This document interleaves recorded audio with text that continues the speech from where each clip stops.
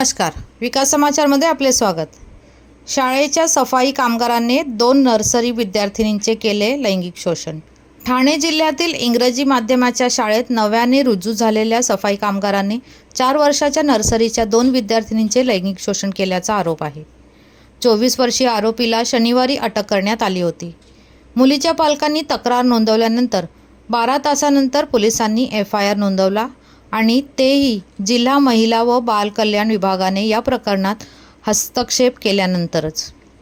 1 August रोजी नियुक्त झालेल्या पुरुष सफाई कामगाराला मुलीसोबत वॉशरूममध्ये जाण्यास परवानगी दिल्याबद्दल शाळा प्रशासनावरही प्रश्न उपस्थित करण्यात आले आहेत। ही बाब गुरुवारी उघडकीस आली जेव्हा एका मुलीने तिच्या आजोबांना शाळेच्या कर्मचाऱ्यांनी लैंगिक शोषण केल्याची माहिती दिली। दोन्ही कुटुंबियांनी 4 वर्षाच्या मुलींना वैद्यकीय तपासणीसाठी एका खाजगी डॉक्टरकडे नेले। त्यांनी मुलींवर लैंगिक अत्याचार झाल्याची पुष्टी केली। दोन्ही कुटुंबांनी शुक्रवारी दुपारी 12:30 वाजता स्थानिक मनसे नेत्याशी संपर्क साधला आणि त्यांना पोलीस ठाण्यात नेले। मात्र पोलीस स्टेशनच्या प्रभारी सुभदा शितोळे यांनी पालकांचे जबाब नोंदवून FIR नोंदवण्याऐवजी त्यांना आधी दाव्याची पडताळणी करावी लागेल असे सांगून तासनतास वाट पाहण्यास लावले। पोलिसांच्या पथकाने शाळेला भेट दिल्याचा दावा सूत्रांनी केला।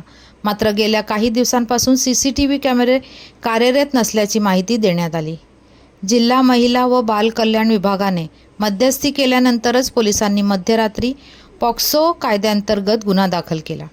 खाजगी वैद्यकीय चाचणी न्यायालयात वैध नसल्यामुळे शनिवारी सकाळी पोलिसांनी सरकारी रुग्णालयात मुलींची वैद्यकीय तपासणी केली। ठाणे पोलीस झोन 4चे पोलीस उपायुक्त सुधाकर पठारे यांनी अटकेची पुष्टी केली आणि पुढील तपास सुरू असल्याचेही सांगितले। परंतु FIR नोंदवण्यास विलंब करणाऱ्या पोलीस स्टेशनच्या प्रभारींनी TOIच्या कॉल आणि मजकूर संदेशांना प्रतिसाद दिला नाही। FIR नोंदणीला झालेल्या विलंबामुळे नाराज झालेल्या महिला व बाल कल्याण विभागाच्या अधिकाऱ्यांनी संबंधित पोलीस अधिकाऱ्यांवर कारवाई करणार असल्याचे सांगितले। धन्यवाद। चॅनलला लाईक, शेअर, सबस्क्राईब जरूर करा।